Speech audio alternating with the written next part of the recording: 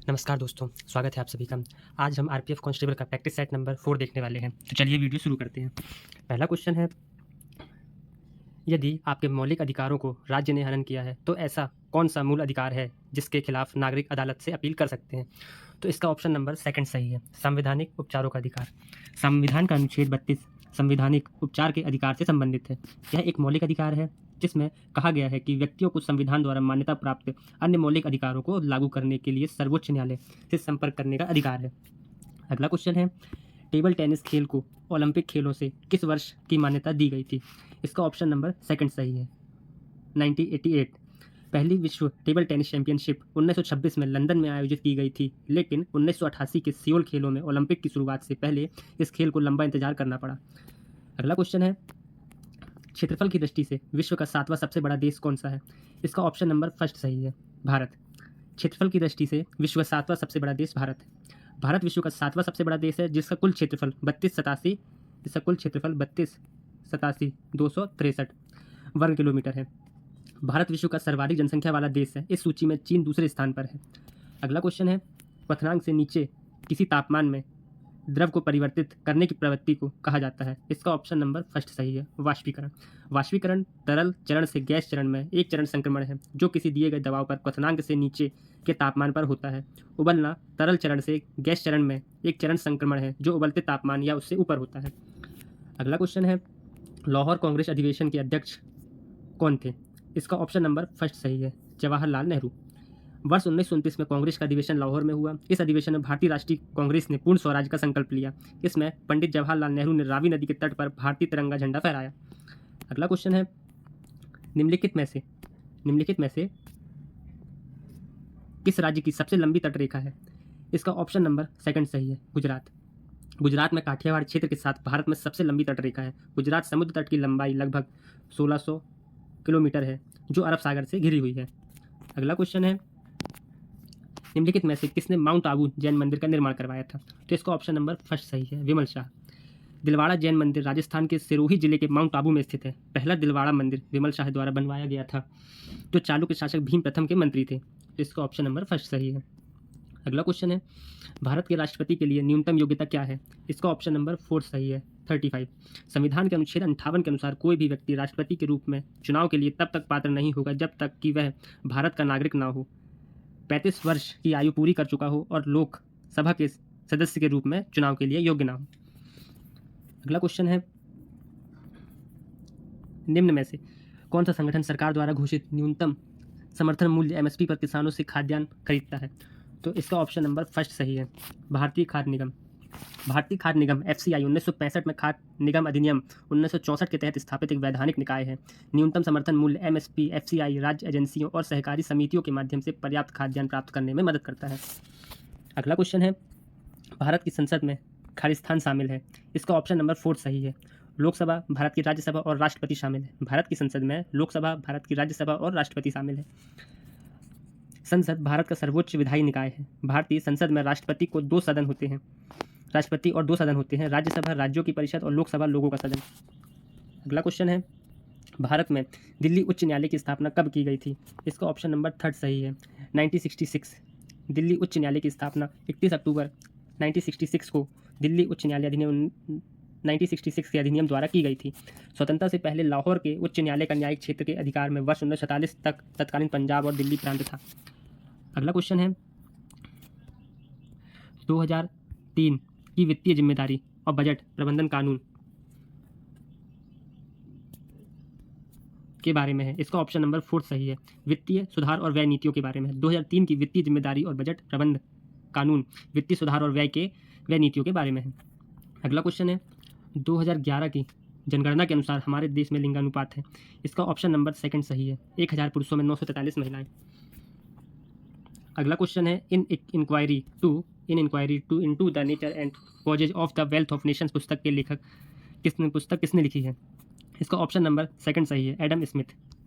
Adam Smith द्वारा रचित प्रसिद्ध पुस्तक वेल्थ ऑफ नेशंस लिखी गई है। औद्योगिक क्रांति की शुरुआत के पर विचार करते हुए पुस्तक श्रम विभाजन, उत्पादकता और मुक्त बाजारों जैसे व्यापक विषयों से संबंधित है। अगला क्वेश्चन है, जिस दर पर आरबीआई वाणिज्यिक बैंकों को ऋण प्रदान करता है, उसे बदलकर यह धन को प्रभावित कर सकता है। इस दर को क्या कहा जाता है? इसका ऑप्शन नंबर थर्ड सही है, बैंक दर आधिकारिक ब्याज दर को संदर्भित करता है जिस पर आरबीआई बैंकिंग प्रणाली को ऋण प्रदान करता है, जिसमें वाणिज्यिक, सहकारी बैंक और विकास बैंक आदि शामिल हैं। इस तरह के ऋण या तो सीधे उधार देकर या वाणिज्यिक बैंकों के बिलों और ट्रेजरी बिलों को फिर से भुनाकर या वापस खरीद कर दिए जाते हैं। अगला क्वेश्चन है, चेचक का टीका विकसित किया था। इसका ऑप्शन नंबर 4 सही है। अगला क्वेश्चन है, चेचक का टीका किसने विकसित किया था? तो इसका ऑप्शन नंबर 4 सही है, एडवर्ड जेनर। 1796 ईस्वी में एडवर्ड जेनर द्वारा पेश किया गया चेचक का टीका विकसित होने वाला पहला सफल टीका था। अगला क्वेश्चन है, पाक जल डमरू मध्य श्रीलंका को किससे अलग करता है? इसका ऑप्शन नंबर 1 सही है, भारत। पाक जल डमरू मध्य भारत के तमिलनाडु राज्य और श्रीलंका द्वीप राष्ट्र के उत्तरी प्रांत के जाफना जिले के बीच एक जल डमरू मध्य है। अगला क्वेश्चन है, इनमें से किसने 1944 में गांधीवादी योजना का गठन किया था? तो इसका ऑप्शन नंबर 4 सही है, श्री नारायण अग्रवाल।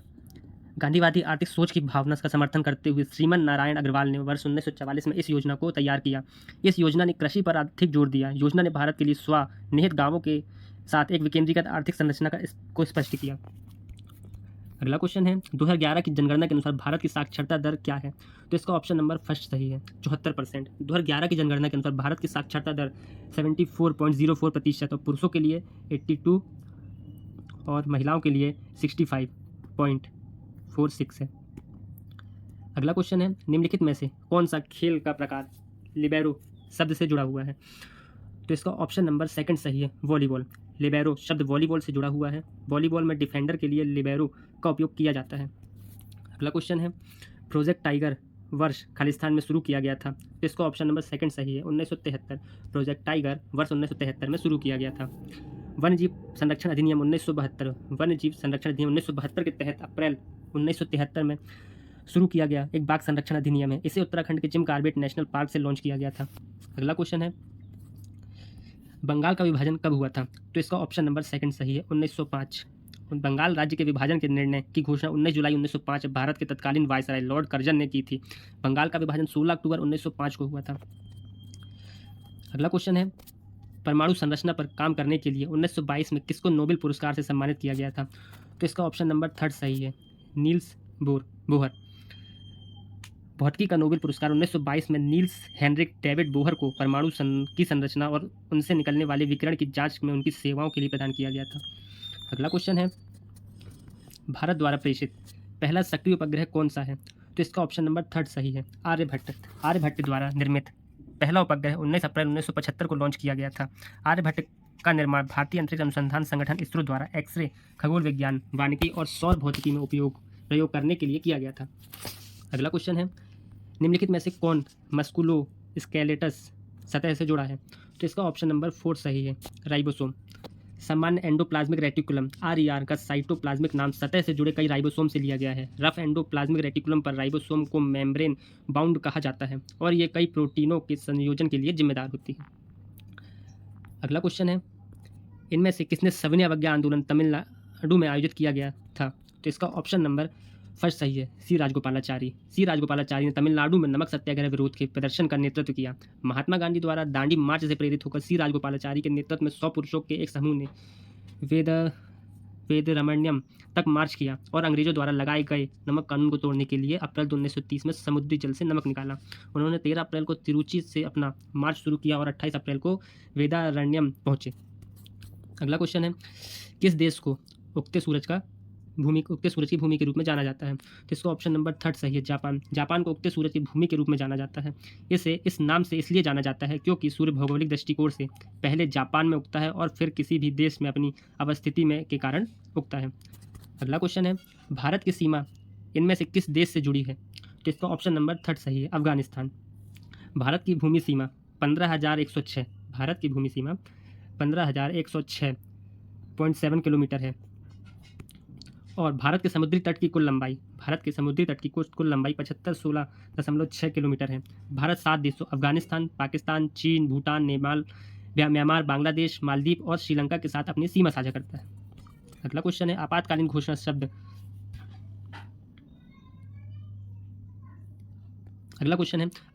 घोषणा शब्द किस आपातकाल स्थिति को दर्शाता है? तो इसका ऑप्शन नंबर सेकंड सही है, राष्ट्रीय आपातकाल। राष्ट्रीय आपातकाल अनुच्छेद 352 को युद्ध, बाहरी आक्रमण या सशस्त्र विद्रोह के आधार पर घोषित किया जा सकता है। संविधान इस प्रकार की आपात स्थिति को दर्शाने के लिए आपातकाल की उद्घोषणा अभिव्यक्ति का उपयोग करता है। अगला क्वेश्चन है, बुद्ध के जीवन की घटनाओं को क्या नाम दिया गया है? तो इसका ऑप्शन नंबर थर्ड सही है, जातक कथाएं। बुद्ध के जीवन की घटनाओं को जातक कथाओं में दिया गया है। जातक बौद्ध कला और साहित्य का एक मिश्रण, एक महत्वपूर्ण हिस्सा है। जातक बौद्ध कला और साहित्य का एक महत्वपूर्ण हिस्सा है। वे बुद्ध के पूर्व जन्म का वर्णन करते हैं, जब वे मानव और गैर मानव दोनों रूपों में बोधिसत्व के रूप में प्रकट हुए। अगला क्वेश्चन है, तारों में प्लाज्मा चरण के गठन के कारण होता है। तो इसका ऑप्शन नंबर सेकंड सही है, बहुत अधिक तापमान तारों में प्लाज्मा चरण के गठन के कारण होता है। अगला क्वेश्चन है, किस अनुच्छेद के तहत सूचना के अधिकार को अपराध के लिए गिरफ्तार किए जाने वाले अपराधी के लिए स्पष्टीकरण मिलता है? तो इसका ऑप्शन नंबर थर्ड सही है, अनुच्छेद 22 गिरफ्तार या हिरासत में लिए गए व्यक्ति को सुरक्षा प्रदान करता है। निरोध दो प्रकार का होता है, दंडात्मक और निवारक। दंडात्मक निरोध किसी व्यक्ति को उसके द्वारा किए गए अपराध के लिए एक अदालत में परीक्षण और दोष सिद्धि के बाद दंडित करना है। दूसरी ओर निवारक निरोध का अर्थ है किसी व्यक्ति को बिना किसी मुकदमे और अदालत द्वारा दोष सिद्धि के हिरासत में लेना। अगला क्वेश्चन है, उज्बेकिस्तान की राजधानी क्या है? तो इसका ऑप्शन नंबर सेकंड सही है, ताशकंद। ताशकंद उज्बेकिस्तान की राजधानी है। उज्बेकिस्तान की मुद्रा उज्बेक सोम है। अगला क्वेश्चन है, 2018 राष्ट्रमंडल खेल का आधिकारिक शुभंकर था। तो इसका ऑप्शन नंबर फर्स्ट सही है, बारबी 2018 राष्ट्रमंडल खेल का आधिकारिक शुभंकर था। बारबी नामक कोवाला गोल्ड कोस्ट क्वांसीलैंड ऑस्ट्रेलिया में 2018 राष्ट्रमंडल खेलों का आधिकारिक शुभंकर था। अगला क्वेश्चन है, भारत का पहला परमाणु परीक्षण कोड क्या था? तो इसका ऑप्शन नंबर थर्ड सही है, laughing Buddha. Operation smiling Buddha 18 मई 1974 को भारत के पहले सफल परमाणु बम परीक्षा का निर्धारित गुप्त कोड का नाम था। 1998 में पिछले 2 दशकों में डिज़ाइन और निर्मित तकनीक का उपयोग करते हुए पोखरण परीक्षण स्थल पर ऑपरेशन शक्ति, जिसे पोखरण सेकंड भी कहा जाता है, किया गया था। अगला क्वेश्चन है, यदि